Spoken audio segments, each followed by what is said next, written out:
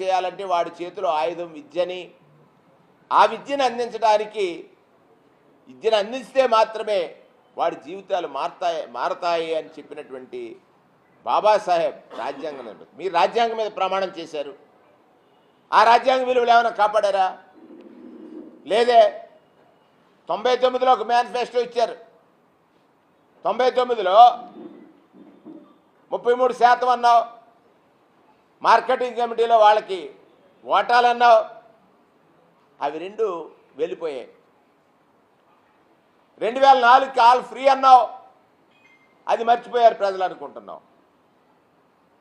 బీసీలను దగాలు చేసినటువంటి నాయకుల చరిత్ర తీస్తే ప్రప్రథముడు, బీసీలను దగా చేసిన నాయకుల చరిత్ర తీస్తే ప్రప్రథముడు చంద్రబాబు నాయుడే.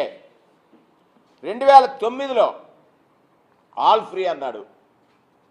14లో చంద్రబాబు నాయుడు గారు, నేను సూటిగా అడుగుతున్నాను, ఒక బీసీ బిడ్డగా 142 హామీలు ఇచ్చారు బీసీల కోసం.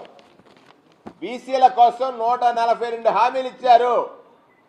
ఆ మేనిఫెస్టో ఎక్కడుందో తెప్పించుకోండి.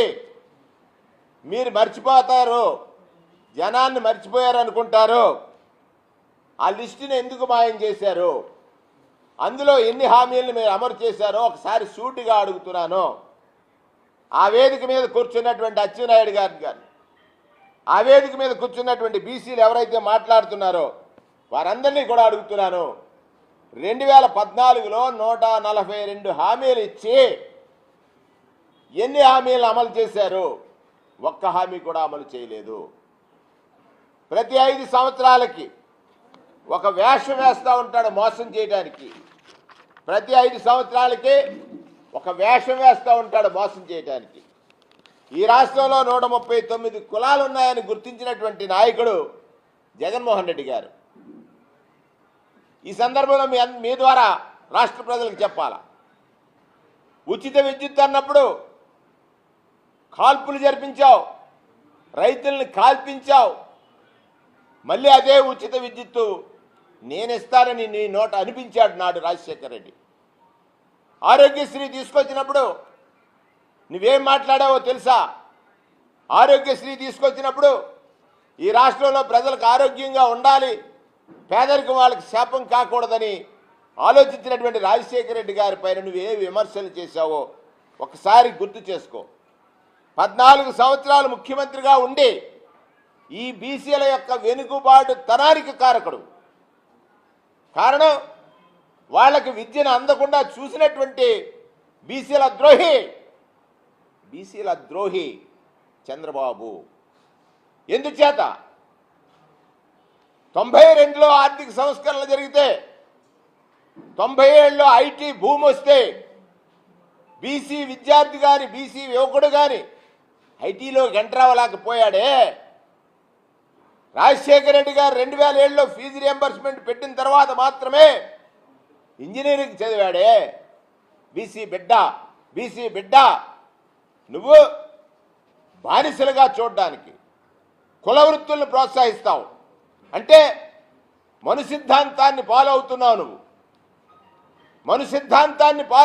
నువ్వు.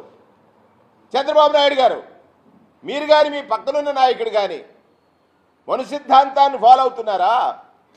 దాన్ని అందించి రాజ్యాంగాన్ని అందించినటువంటి బాబాసాహెబ్ అంబేద్కర్ గారు రాజ్యాంగాన్ని ఫాలో అవుతున్నాడు జగన్మోహన్ రెడ్డి గారు. మను సిద్ధాంతాన్ని ఫాలో అవుతున్నటువంటి చంద్రబాబు నాయుడికి మను సిద్ధాంతాన్ని ఈ దేశంలో పనిచేయదని చెప్పి రాజ్యాంగం రచించినటువంటి రాజ్యాంగ నిర్మాత బాబాసాహెబ్ అంబేద్కర్ గారి ఆలోచనల్ని అమలు చేస్తున్నాడు ఈ రాష్ట్ర ముఖ్యమంత్రి జగన్మోహన్ రెడ్డి గారు. కేవలం నువ్వు మాట్లాడతావు, గీత గీసుకునేవాడు గీత గీసుకోవాలి, నేతనేసుకునేవాడు నేతనేసుకోవాలి. ఏం చెప్పావు నాయనా?